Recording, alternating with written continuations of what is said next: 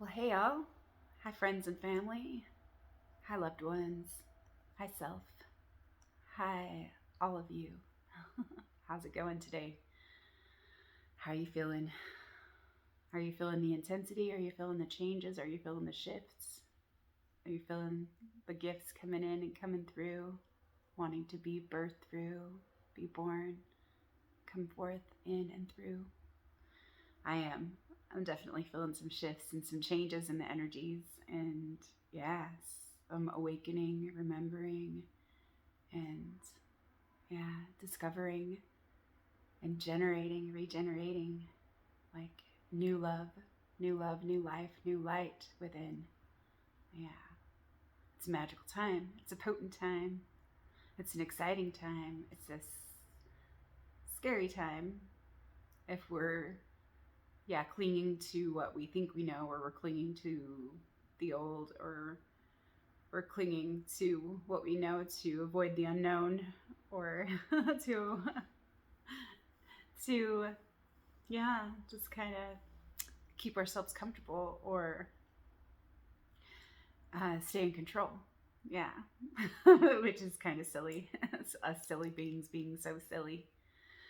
But yeah, we just had Imbolc a couple days ago, and I did a video about Imbolc and just shared a little bit about my favorite things about it, and what I got to choose and offer and receive and create this last weekend, which is very beautiful and very rewarding and fun and creative, and yeah, very like full, very full of love and all sorts of good stuff, like just creating something, like setting the intention and choosing it and inviting it in, and then surrendering the expectation or what it has to be, and just allowing like the creative spirit and the creative energy to come through and be expressed through me, like opens up like so many possibilities. And yeah, it just expands and expands and expands. And it's just funny how life, yeah, how she can do that, as she births more of herself or becomes more of herself. So yeah, I just wanted to share like a couple of related things, about manifestation and about spring and the holidays, the holy days, um, that welcome in these new stirrings and new awakenings, and life, waking life up from her winter slumbering. And yeah, because it's such a magical time, and it is like a transition, it is a magical transition where like I always feel like it's something like yeah, sort of somewhat sort of like a tease in a way, where it's a little bit warmer, there's a little bit of change, and then it like kind of like goes back to winter, and then it warms up again, and then it like, oh nope, just kidding. So it was kind of funny. This weekend it was like really warm, and yeah, felt the change in the air and everything, and saw signs of life that pointed to, yep, spring is here, spring is being birthed into being. And then of course like the next day then we get our snowstorm. This last week it's been snowing a little bit every day, or it's been kind of cold and stuff, but it was a nice little wink on Saturday and Sunday to have that warm come in, and um, yeah, and give us that like preview, that little rebirth day of spring. So, and the sunshine, and yeah, all the warmth and the radiance and the life, yeah, coming into being. So there was something I wanted to share from Rise Sister Rise by Rebecca Campbell. And I didn't read it last time, I didn't have my glasses with me, but it's called What's Rising in You. And she didn't choose her path as much as it chose her. So yeah, it's kind of funny sometimes if we think about, yeah, or we ponder or contemplate things, like, yeah, the things that we're choosing in life, they're choosing us as well. Yeah, so we choose and we are chosen. So that's kind of funny and cool. What is rising in you? And it's food for thoughts. What is rising in you? What is bubbling up? What is ready to overspill? What is impatiently tugging, nagging, bursting to be birthed? What's demanding your attention? What's crying out late at night? What is longing to be ushered into form? A child, a book, a creation, a reclamation of something true? That, all of that, is what is rising in you. When we connect with the boundless well of our heart, we connect the inspiration of Divine Mother with the power of Divine Father. Inspiration and creation merge with surrender and daily action. Give in to the bubbling, surrender to the swelling, show up every day. So give in to the bubbling, surrender to the swelling, show up every day. For when you express what is in your soul, or rather let what is in your soul express itself through you, you effortlessly dive into the current of a life in alignment. And when you live in a life in alignment, your unique presence alone contributes to the healing of the planet. And when you draw your last breath, you do so knowing that you being here has left the planet a little more harmonious than it was before. What is rising in you? Rising feminine archetypes. Through working with thousands of women devoted to light working and the rising of the feminine, I began to see a pattern that informed their personalities and the work they came here to do. This pattern can be separated into the following 7 rising feminine archetypes. While each of us has access to all of these archetypes, I found that we tend to have a primary and sometimes secondary one as our baseline. We can deepen our understanding of ourselves and our calling through the lens of the archetype. Furthermore, as we possess each of these archetypes on some level, we can call upon each of them as a form of inner counsel, as you would spirit guides or angels. Read the descriptions below and see which archetype you resonate with the most. And I will just read a few of these just because I thought it was kind of cool.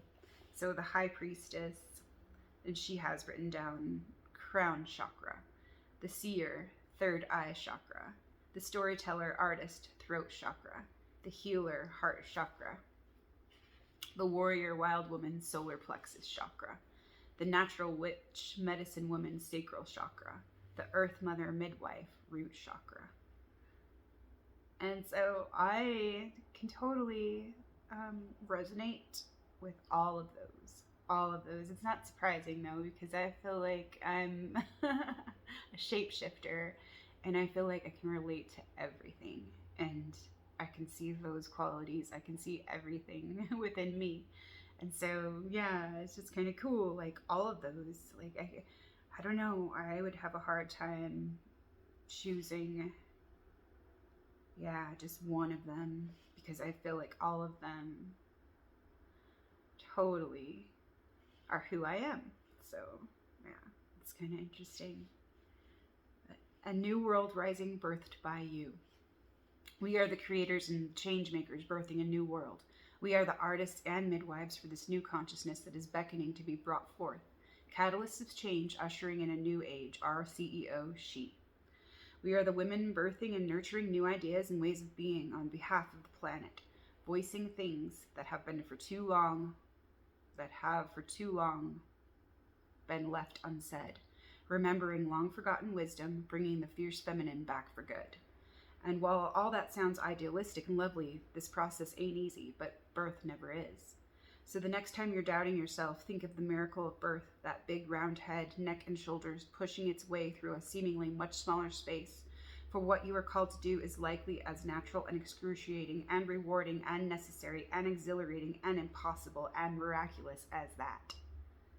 No matter what you are birthing, the process is always going to be full of contractions and tensions and I can't do this and OMGing.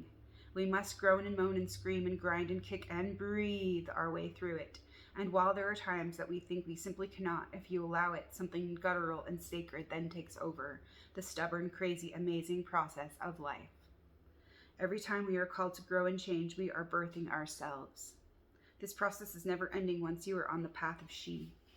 This is not the time to keep your moans quiet. Let your pain roar, for when you do, you transmit this pain into power. Use it all. No matter whether you are birthing a creation or being birthed yourself, you are going to need a birthing team. those who are on your side at your beck and call, wiping your brow and encouraging you to go on when you doubt the immensity of the thing that you have taken on. Midwives and cheerleaders who can see the light at the end of the tunnel and above all else remind you that you already know when to breathe and when to push. When you devote your life to being of service, you have she on your team. Rise, sister, rise. When you are birthing or called to birth right now, it can be yourself, if it's not a project or a specific theme. What are you birthing or called to birth right now? It can be yourself, or if it's not a project or a specific theme. Who are your team of midwives who can help you birth this project or a transformation of yourself into the world? Example, friends, peers, coach, or healer. Are there any more you need to call in? Assemble your birthing team. So, I like that. It's just a good reminder to call on our resources and call in help and call on assistance that we need, because it is available. And yeah, Mother Earth is just waiting for us to ask for her help. She is our ally and she's part of our team.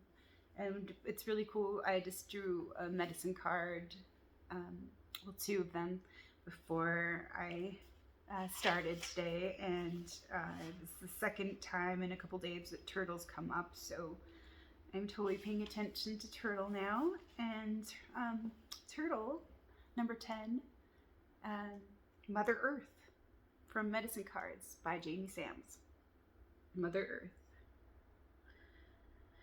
So in Native American teachings, turtle is the oldest symbol for planet Earth. It is the personification of goddess energy and the eternal mother from which our lives evolve. We are born of the womb of the earth, and to her soil our bodies will return. In honoring the earth, we are asked by Turtle to be mindful of the cycle of give and take, to give back to the mother as she has given to us. Turtle has a shell which is similar to the protection that Earth has employed for centuries as her body has been defiled. Mother Earth's protection has come in the form of earth changes, new plant growth, the creation of new land masses by volcanoes, and climate alterations. Like Turtle, you also have shields that protect you from hurt, envy, jealousy, and the unconsciousness of others.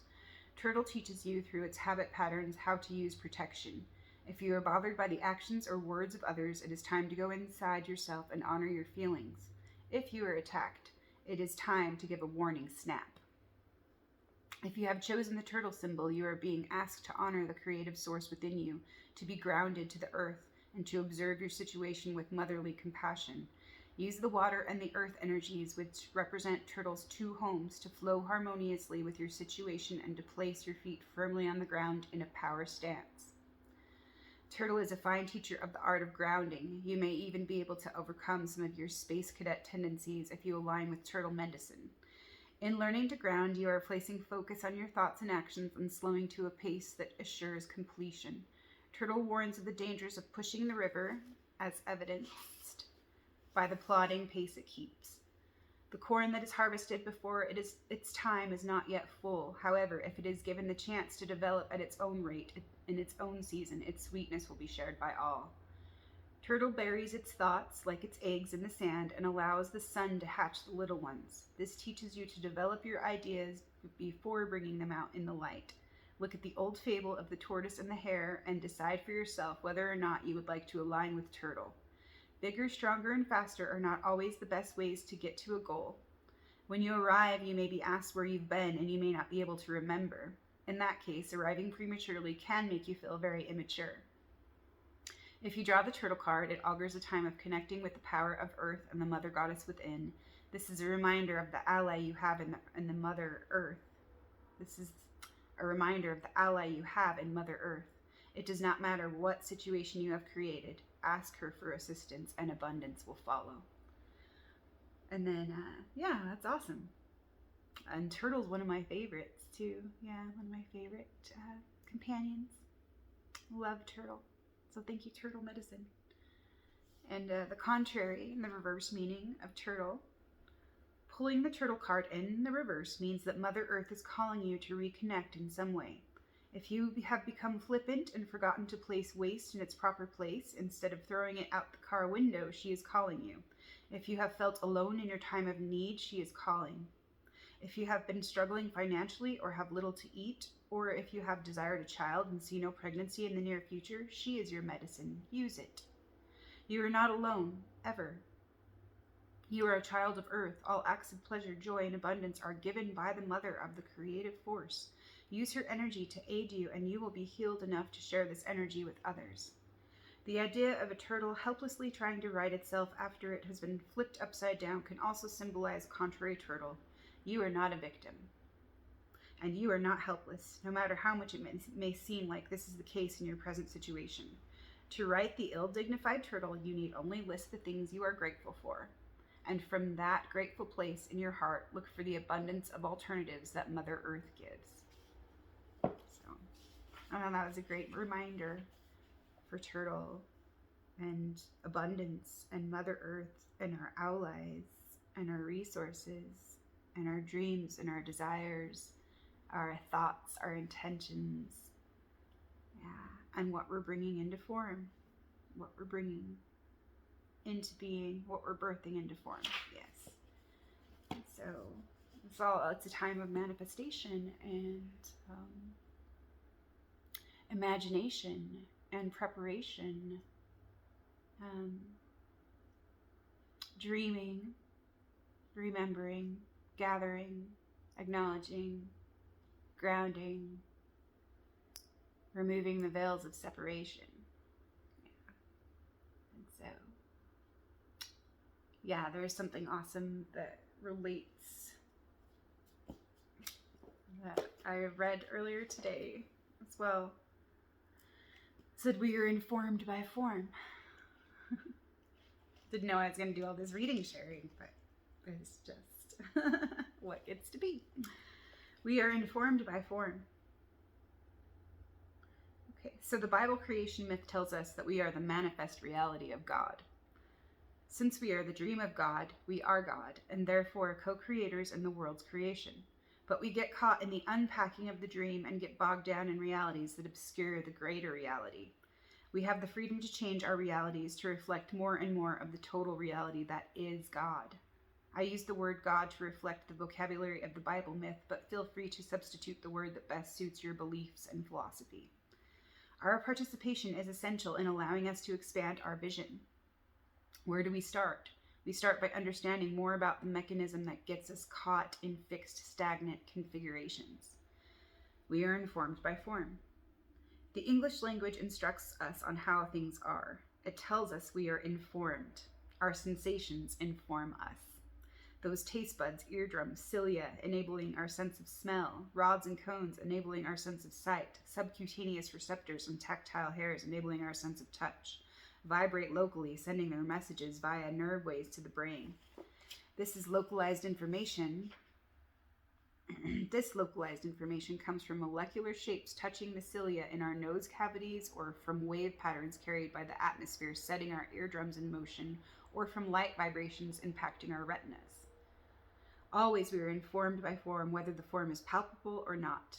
The wind informs us of its presence by the direction and amplitude of its voice, by the motions it imposes on leaves, hats, or flags, by its touch, light or strong, wet or dry, cold or warm, on our bodies. Yet the wind is invisible. We are wired to pick up and to recognize pattern. Certain patterns gives us color, others scent, others sound or texture, temperature, or shape. Each sense receptor is specialized to receive only one kind of stimulation and is shut off from all other forms of stimulation. We can say that sensations discriminate. For example, on the skin there are different receptors for light pressure, for deep stimulation, for warmth, for cold, for pain. We group all these receptors under the general sense called touch. Taste, for instance, is not only located in the taste buds, but taste, for instance, is not only located in the taste buds of our tongue. Taste disappears if we lose our sense of smell. Without smell, touch, texture, and temperature, there is no taste. In other words, what we call taste is not a simple sensory experience, each element sensed separately, but an organized experience manifesting as a synergy of all the sense stimuli which have been activated in the process of our experiencing it. This organized experience is called perception. Imagine that sensations are the dots on your television screen, while perception is the total defined image that you accept as the television picture. In other words, you deconstruct and reconstruct a pattern in the process of perceiving it. Tricks of perception.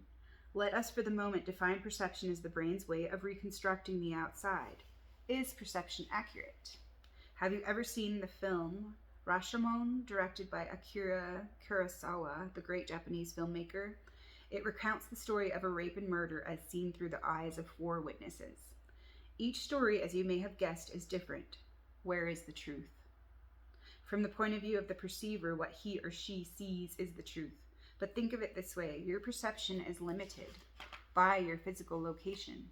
You saw this car burn a red light, but another witness standing on the other side of the street thinks the driver passed through the light when it was yellow. Who is telling the truth? Well, both, of course, unless one is lying. But what is the truth?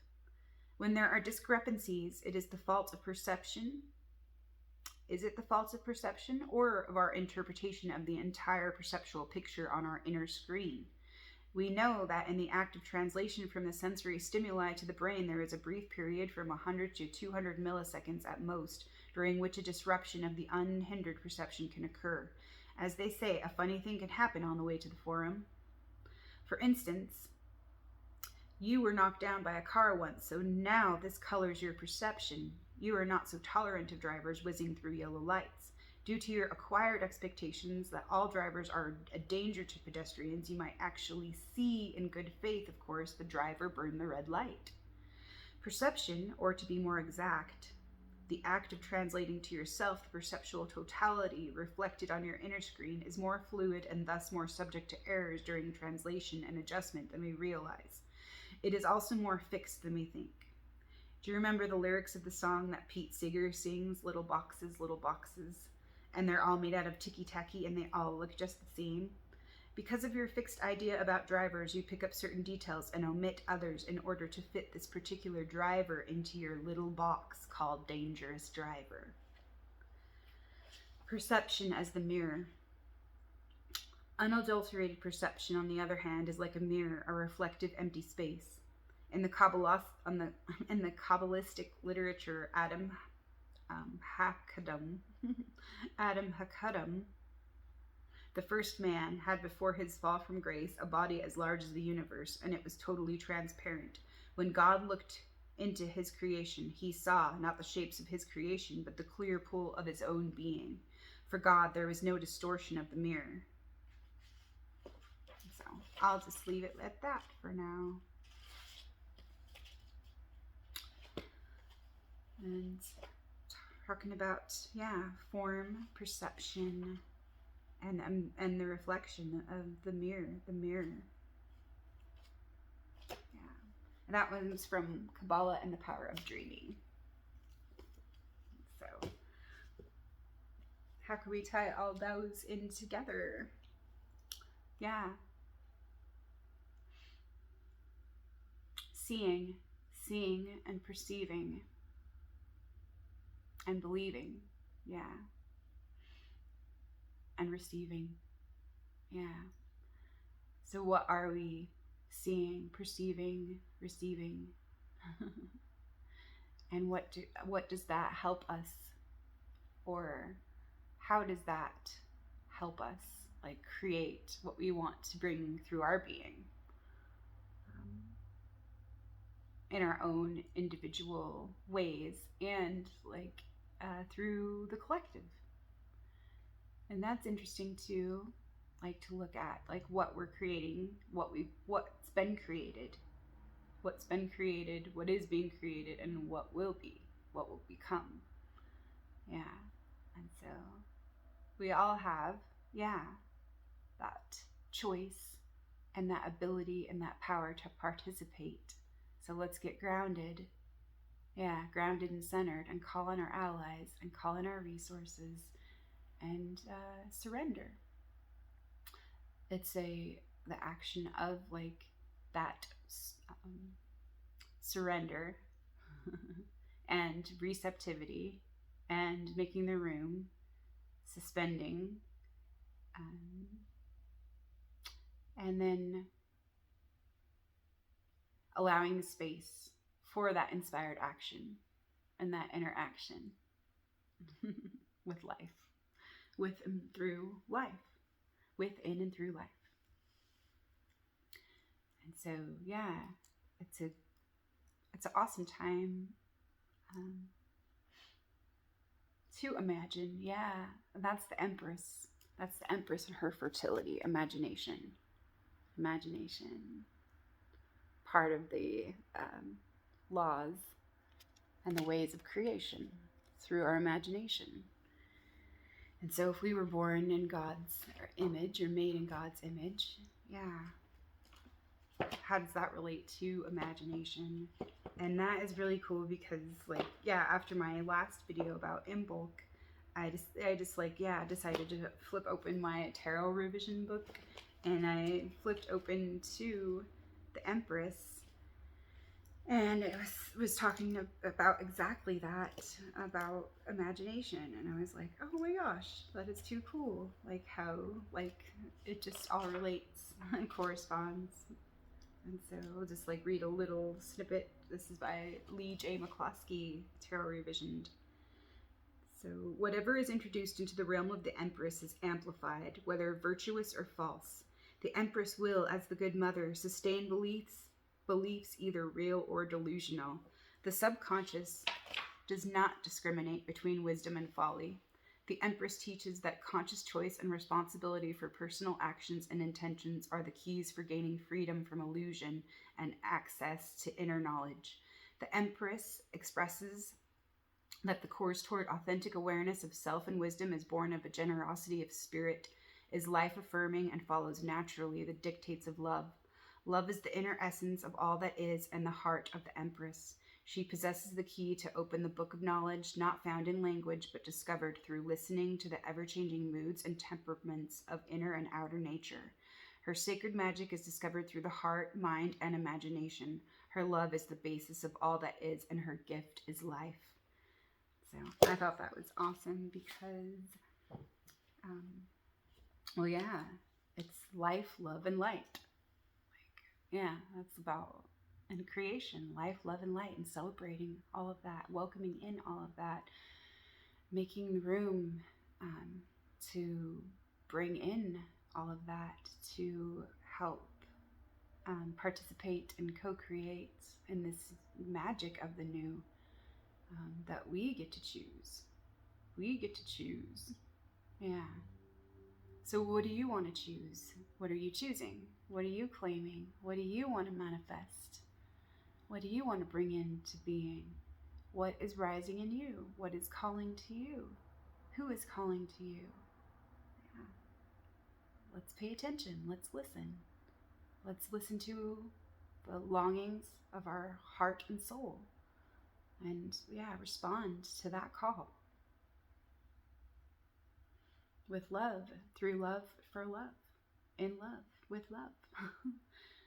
So that's a great segue into like all the holidays that are coming up, coming into being, coming into yeah, our reality soon. So yeah, next week is Valentine's Day, and yeah, that's an awesome day because that's all about love and life and light and like ritual mating and the power of the divine feminine and coupling and yeah, the union, reunion. And so yeah, that's pretty cool and pretty awesome. I believe like around the 14th day of February, that's when like a lot of ancient peoples would notice that a lot of the animals had paired off by that date. And so, yeah, that's like the time of ritual mating and all of that. And so some of the correspondences of Imbolc, yeah, we have like a lot of different holidays during the first 2 weeks of February. And yeah, it is like... there are common themes, and it is all about like the new life and the new light and rebirth of spring and life awakening and coming into being, and like it's all about like love and the primal instincts and yeah, life affirming, life sustaining activities. creativity. And so some of those holidays of February, let's see. So Imbolc, Candlemas, Feast of the Virgin, Feast of Purification, Feast of Nut, Feast of Pan, Feast of the Torches, and Feast of the Waxing Light. And then there's the Snowdrop Festival, and there's Lupercalia, and there's Groundhog's Day, and there's the Chinese New Year, and Valentine's Day. And then there's a couple more, obviously, but yeah, those are just a few fun ones. The Festival of Light and Brigid's Day are other like names for Imbolc. And yeah, Day of the Bride and the Brigid's Day. So it's all about love and all about the sacred flame and all about the waters and the return of life and light to the earth. So yeah, that's just one of my favorite things. After a long dark winter that seems, to drag on sometimes, we're just so ready for a change and like for the light and for it to move and to expand and to grow again. And yeah, and I feel like I can feel that energy rising and stirring within me. I'm like really inspired and kind of feeling like, man, I really want to create something. So yeah, I've been working on some creative projects and making some progress, and that's been amazing. And I'm very grateful to be able to participate in creating and bringing something beautiful into being that's going to be a blessing for humanity and to humanity. That's my intention anyway. And so it's a great time to set intentions and to plant seeds and to do some introspection and some reflection and ask ourselves some questions. And like, what do we want? Like, what is it that we want to focus on? What is it that we want to bring in? Or what wants to be expressed through us? What do we want to express? What life wants to be expressed through us? How do we want to live? And how do we want to experience the life that we're living now? What do we want life to look like in a year or 5 years from now? But just even this moment today and tomorrow, like what steps can be taken, what choices can be made, and what can we invite in, what can we focus on, what can we bring in to birth through our being, what can we bring forth through our being, through all of our ways of being, through being who we are. So I have a little board that I made a couple of years ago about 10 steps of manifesting dreams to birth them through our being. And there's just a couple of different, little steps.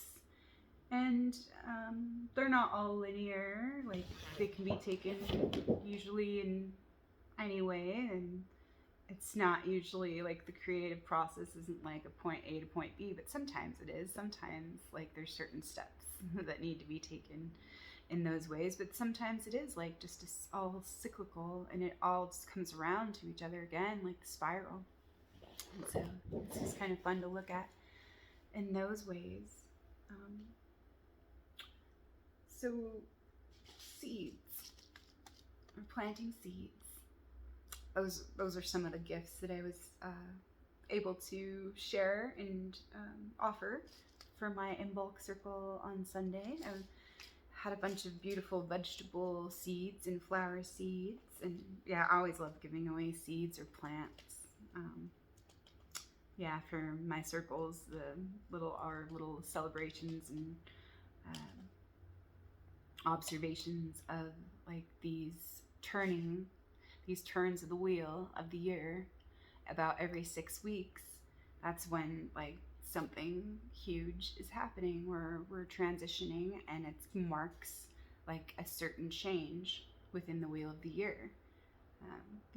Also for Imbolc, it's all about the seeds, and it's the midpoint between the solstice and the equinox, And so, yeah, things are so just different right now than they're going to be in like 5, 6 more weeks when we come around to the equinox. Yeah, so it's just amazing, like how, yeah, from the surface of things, when we look at things, it doesn't look like a lot's happening on the ground right now. Everything's just kind of stationary, it seems, but there's so much going on underneath the surface and so much going on within.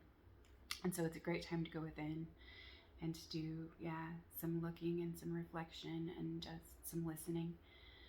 And I'm reminded by the quote by Carl Jung, "He who looks outside dreams, he who looks within, or he who looks inside awakens." And so, yeah, there's that to help us with our perception and with our vision, our visions, and what we're envisioning, and what we want to manifest and bring through our being. And so it is a good time for that to go into the darkness, and the darkness of that heart womb, of that imagination, and connect with and through, like, that part of the mother that is a part of us and always is, always has been, always will be. And so just that magic and that love and that intention to connect. And so that's what we're being called to do, connect to ourselves and to that heart space that connects us to her heart. Yeah. And so, yeah, what steps can we take, like, to reconnect? And is it just a matter of getting out of our own ways and surrendering and knowing that that connection is there, and just asking for care and nurturing and attention? And so those are good things. Good things to nurture and nourish ourselves in our own lives and our own soul, and ask our soul, like, what she wants, needs, and desires to express through our life. So, what else wants to be shared about this week? Oh yeah, I've gone through some changes. If you haven't been able to tell. So yeah, I got my hair done last Tuesday, and I went blonde. So I've always been used to doing like some, unconventional colors, and yeah, like the pinks and the purples and the rainbow, and yeah, just different things, blue or green or whatnot. But yeah, this is the first time I've ever gone blonde, so it's pretty wild for me, and I'm really, really loving it. It feels like fresh, and I do feel like the eternal maiden right now, and yeah, it's just very, very fun and enjoyable, and yeah, I'm enjoying it. So, yay for, like, feeling like the changes I've felt for like the last year on the inside, and now, like, I'm starting to see like some of those changes like be reflected and manifested on the outside, and certain things coming together. And yeah, it was awesome. I also, like, I picked up a card on accident today. I was moving my tarot cards over, and a card jumped out, and it was the Three of Wands. And this little description of the Three of Wands from this mystical tarot book. So I thought it was freaking awesome, because it was like, yes, this is true. This resonates with me, and this was a good accident for me to receive. So it says, you are reaping success from your efforts. Like the ships on the card, the results are starting to come in. Now that you've proven what you can do on your own, it's time to form partnerships and alliances with others so you can seek their advice and work together as a team. And so, yeah, I thought this was really cool, because that's what I've been contemplating the last couple days, is how to work with a team, and how do we get to structure new ways to cooperate with our communities. And yeah, just looking at those things. And so yeah, this is like the next step for me, is collaborating with groups and teams. And yeah, I do prefer working solo in a lot of ways, because I'm just more comfortable that way sometimes. Like that was my comfort zone because, yeah, just because of social anxiety or because of like feeling pressure to take on a certain role or a persona or whatever, like in a group dynamic, but like realizing that like I don't need to put certain limitations on myself anymore. And like I needed to like kind of work solo in a lot of different ways to realize certain things before like I was like, not saying like that I have to be ready to like go work on a team, but like there were certain things that like I got to choose for myself to learn, um, to make it a little easier to transition into like working with different teams and groups and within my community and within, yeah, various communities. Like there's communities within communities, and it's pretty cool to look at it that way. And yeah, I'm excited. I'm excited to work with others and to create some amazing things like for mutual benefit and um, for like the benefit of all. And so yeah, and that goes into like a lot of different things. Like where I feel like this year we are being called to step up and show up and participate and gather and come together in new ways. And yeah, and that should be pretty interesting this year. Should learn a lot this year together. So I'm excited about that. And yeah, there's certain things that I was writing down this week because yeah, there's a lot of things I want to learn this year, and I want to invite and bring in and cultivate and practice and develop this year. So that's what I've been like putting out there, little seeds in my journal, and like just how can I like just structure and like keep these things in my attention and my awareness, to focus and direct my energy. And yeah,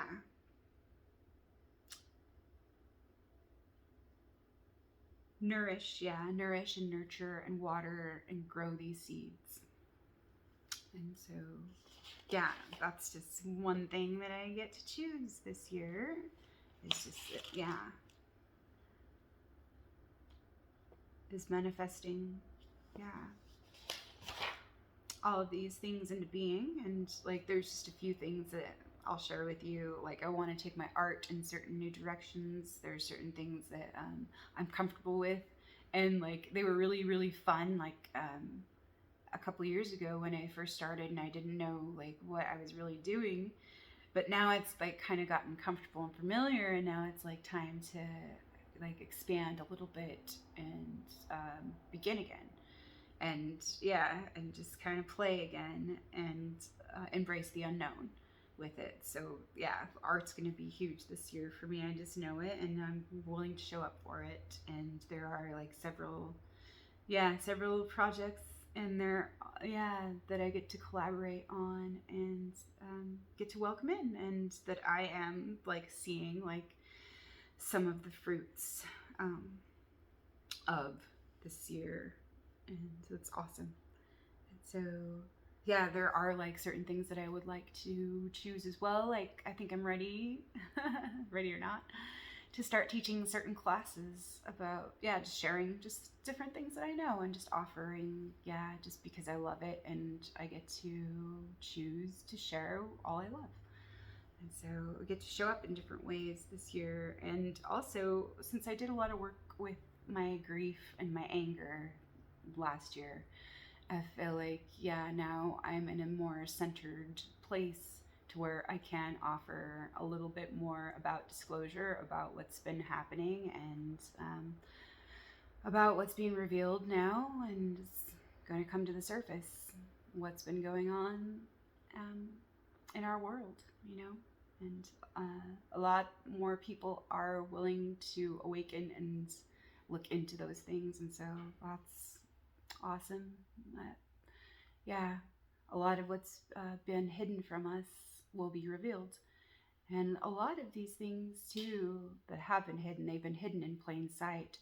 It's just we haven't been able to recognize them or see them because of our beliefs and distorted perceptions. Yeah, it's kind of interesting that way.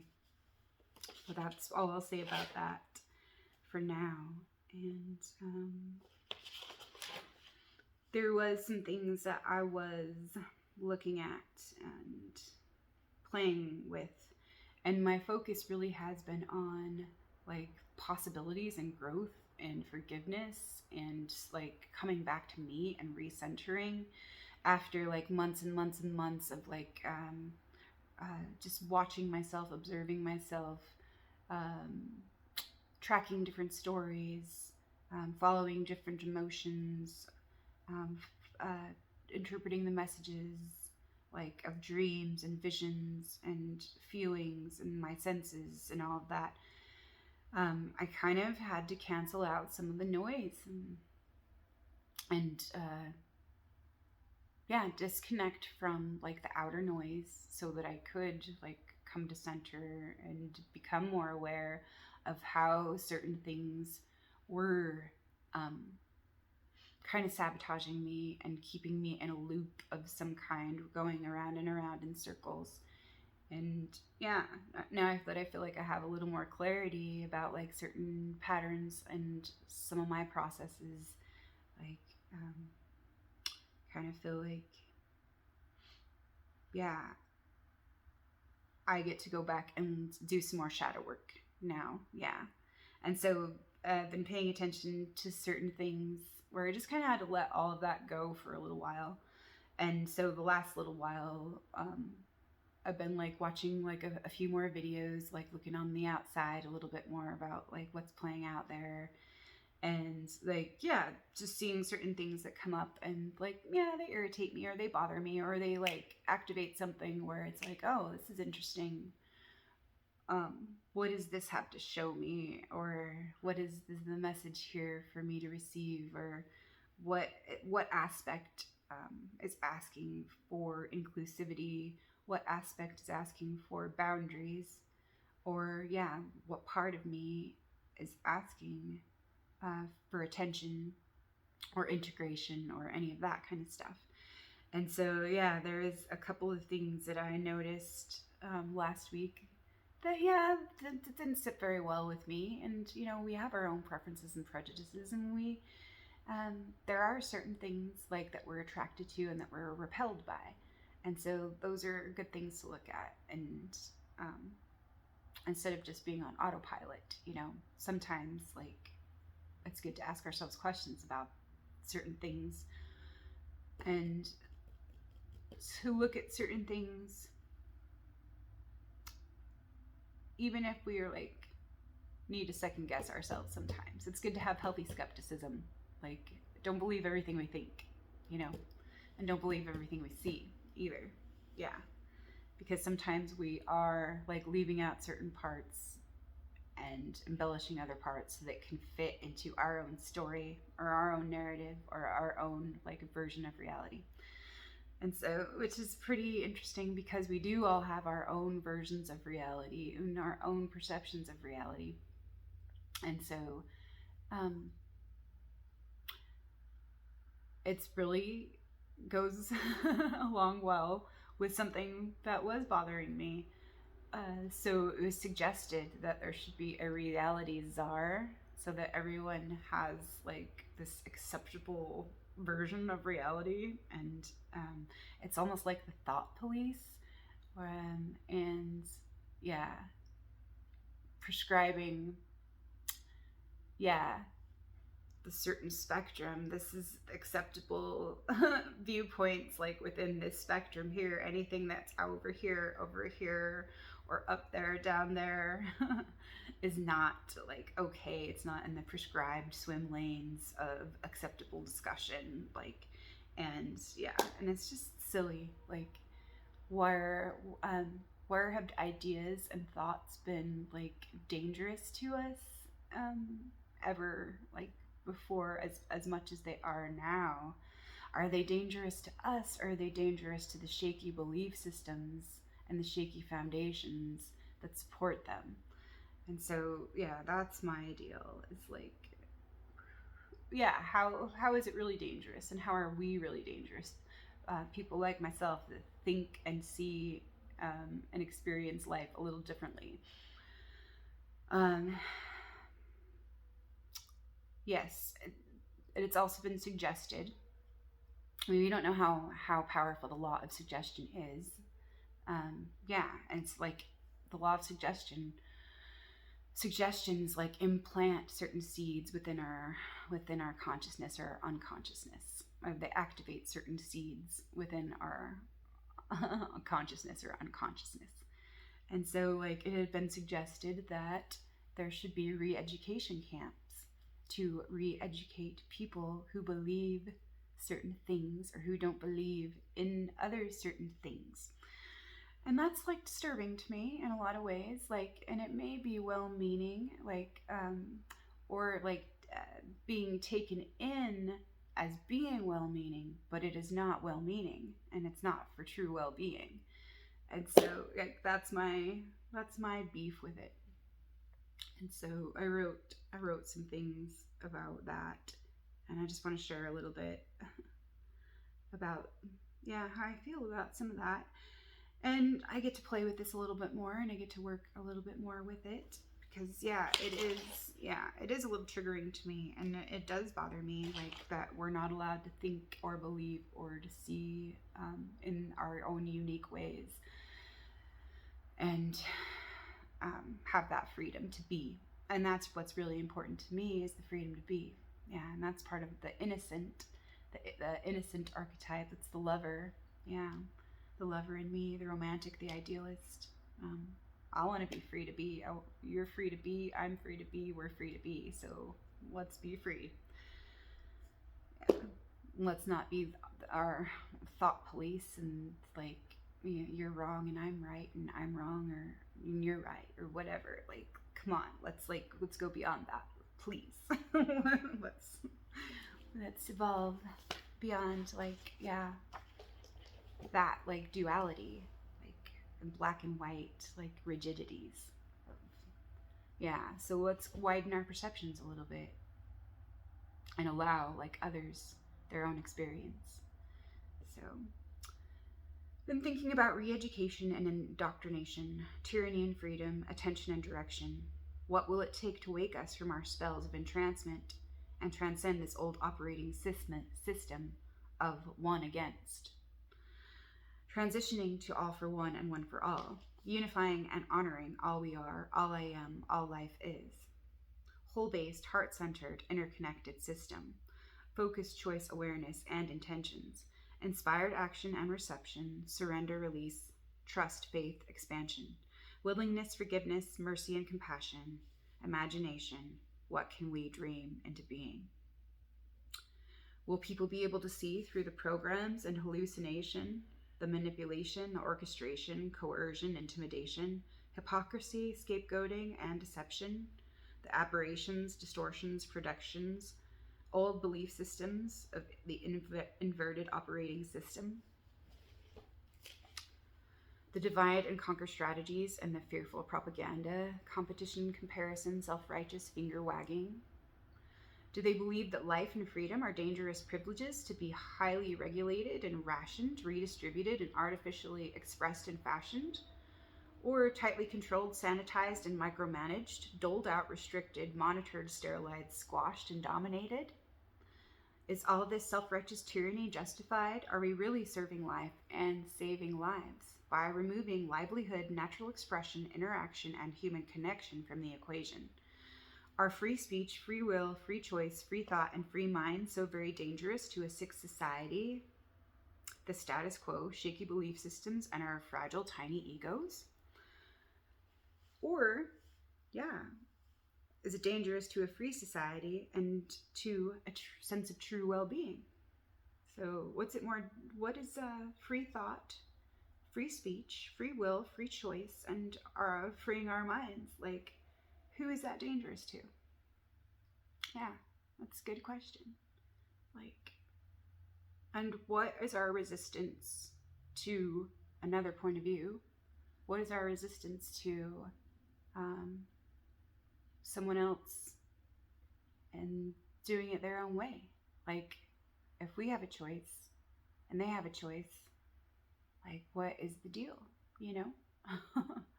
You do you and I'll do me. And when we get together, let's like cooperate and figure out how to do we. Like, yeah, like let's participate in this. Let's not be the tyrant or the beast of the lower ego and like force one way or my way or their way is the right way and your way is not right. It's wrong, you know? And that's just, yeah, I can't abide by that. And I just have to set my boundaries and say no to that. And I really do like want to like, yeah, just ask too, like, is that in a way, is that love? And my answer is no. Like, not allowing someone to have their own choice, their own free will, their own experience, and their own voice, because we think that they're wrong or whatever. Like, we don't have to agree with each other, but like, let's allow like for each other all the freedoms that we want for ourselves. Like, do unto others as we would have them do unto us. And yeah. So I had written a little bit more about that. Like, so what bothers me the most is the pompous suggestion that there needs to be a reality czar to correct misperception and disinformation, a re-education indoctrination camp for those crazy conspiracy theorists. Are you listening to the actual words and the descriptions that are being given? Like, where are those coming from and who's delivering them? Are you really okay with supporting a tyrannical system that encourages less thinking, less discussions, and less questions? Who do you think or believe is more dangerous, the one blindly obeying and following orders, or the one asking questions? Do you really believe that this new form of censorship is for everyone's benefit, everyone's genuine best interests, or do you feel it benefits special interest groups or special group interests? How would you feel about going to stay in one of these camps for re-education? Does this not raise any red flags, alarm bells, or questions? Do you really believe that the world would be a better place if divergent thinking is outlawed and only the select chosen are given permission to be heard or to speak or allowed to speak? Do you really believe that the only answer is the Borg mind, hive mind mentality of groupthink? Homogenized, watered down, compartmentalized, dumbed down, distorted, and standardized, sanitized lies. Do you really want to take away someone else's free will to choose to experience and live their own life? Do you want to turn your loved ones and yourself into drones, into Autobot drones that all think, act, and believe the same things or the same way? Is this natural, creative, authentic? Is this truly honoring of creative diversity, of the whole's creative diversity, and each one's right to choose to live according to their own free will as sovereign beings? Yeah. Dangerous freedom or comfortable slavery? What are you choosing, free will or tyranny? Your intentions may be well-meaning, but this is fear-based manipulation and an unconscious projection, distorted perceptions, and misdirected attention. And it does make me mad. It feels sad. Pompous arrogance, self-righteous ignorance, coercive force, abuse, and spiritual exploitation. It's not okay. Yeah, it's not okay with me. So, do no harm, do unto others as you would have them do unto you. Do you love your family, friends, neighbors, and self? Yeah, then act like you do. So for your own benefit, like, what would you choose? And because we can choose what we take into us, we can choose what we listen to, we can choose what we agree to, we can choose what we need, like for ourselves. And so how does it, affect us in certain ways if someone else is going their own way? Like, they're just going their way and we're going our way. Can we allow that? And can we make room for that? Like, yeah. And that's what I've learned a lot, like the last little while too. I was wanting to convince others about my truth. And now I've moved past that. I've moved beyond that. And yeah, there's certain things I'm still working with and working through. But yeah, I've definitely made a lot of